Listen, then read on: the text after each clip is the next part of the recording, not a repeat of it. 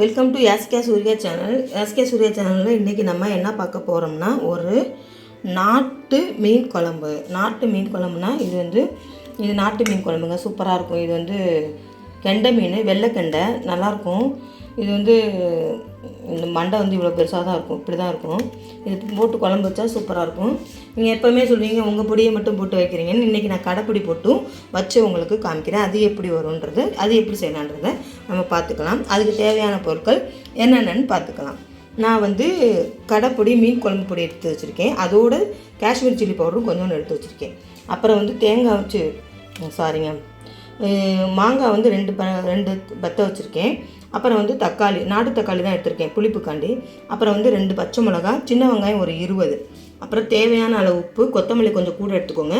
இது இந்த புளியோடு கரைச்சி ஊற்றுறதுக்காண்டி ஒரு சின்னதாக வச்சுருக்கேன். அப்புறம் கருவேப்பிலை, அப்புறம் வேணால் நம்மளுக்கு தேவையான நாட்டு மீன். அப்புறம் ஒரு கோழி குண்டு அளவுக்கு நல்லா இவ்வளோ பெருசாக ஒரு லெமன் சைஸுக்கு நான் புளி கரைச்சிருக்கேன். நான் 2 நேரத்துக்கு செய்கிறனால கொஞ்சம் கூட வச்சுருக்கேன். இப்போ நம்ம என்னென்ன பண்ணலான்னு பார்க்கலாம். இப்போ நான் தாளிக்கிறதுக்கு சோம்பு வெந்தயம் சொல்ல மறந்துட்டேன். சோம்பு வெந்தயம் போட்டு தாளிச்சுக்கோங்க. அது ரொம்ப கரிகிற பொருளாத்தில் நம்ம சின்ன வெங்காயம் எடுத்து வச்சுக்கலாம். அது தக்காளி, பச்சை மிளகா, கொஞ்சோண்டு கருவேப்பிலை, கொத்தமல்லி எல்லாத்தையும் போட்டு நம்ம நல்லா வதக்கிக்கலாம். பாருங்கள், நல்லா வதங்கிருக்கு. இந்த சமயத்தில் நம்ம புளி கரைச்சி வச்சுருந்தோம்ல, உப்பும் போட்டு நான் வதக்கிட்டேன். இப்போ புளி கரைச்ச தண்ணியையும் ஊற்றிடணும்.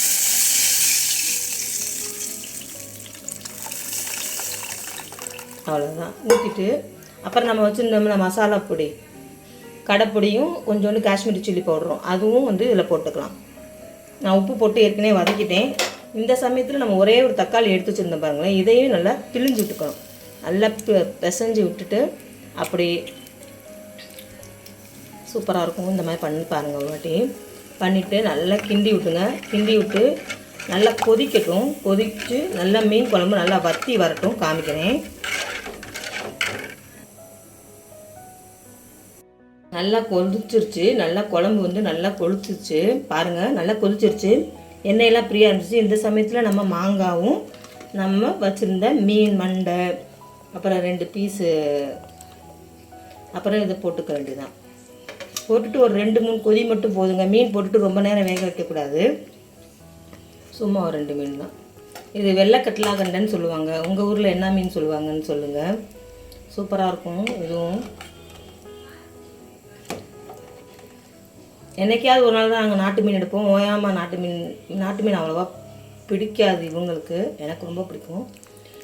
ஆனாலும் எடுத்து தான் எனக்காண்டி இன்றைக்கி எடுத்து வச்சேன். சூப்பராக இருக்கும். பாருங்கள், கொதிக்கட்டும், காமிக்கிறேன். பாருங்கள், நம்ம குழம்பு எப்படி சூப்பராக நல்லா கலர்ஃபுல்லாக நல்லாயிருக்கு. பாருங்கள், என்னோடய ஃபோனில் கேமரா சரியில்லைங்க. இருக்கிற ஃபோனை வச்சு எடுத்துக்கிட்டே இருக்கேன். பாருங்கள், குழம்புலாம் எப்படி சூப்பராக கொதிச்சு நல்லா மீனும் நல்லா வெந்துருச்சு. அவ்வளோதாங்க. சிம்பிளாக ஈஸியாக நம்ம கடைப்பிடி வச்சு எப்படி குழம்பு பண்ணலான்றதை பார்த்தாச்சு. இதே மாதிரி என்னோடய வீடியோஸ்லாம் நிறையா போட்டிருக்கேன். பாருங்கள், லைக் பண்ணுங்கள், ஷேர் பண்ணுங்கள், கமெண்ட் பண்ணுங்கள், சப்ஸ்கிரைப் பண்ணுங்கள். எனக்கு நிறைய ஆதரவு கொடுக்குறீங்க. இன்னும் நிறைய ஆதரவு கொடுங்க. தேங்க்யூ, பாய். குழம்பு எப்படி சூப்பராக இருக்குது.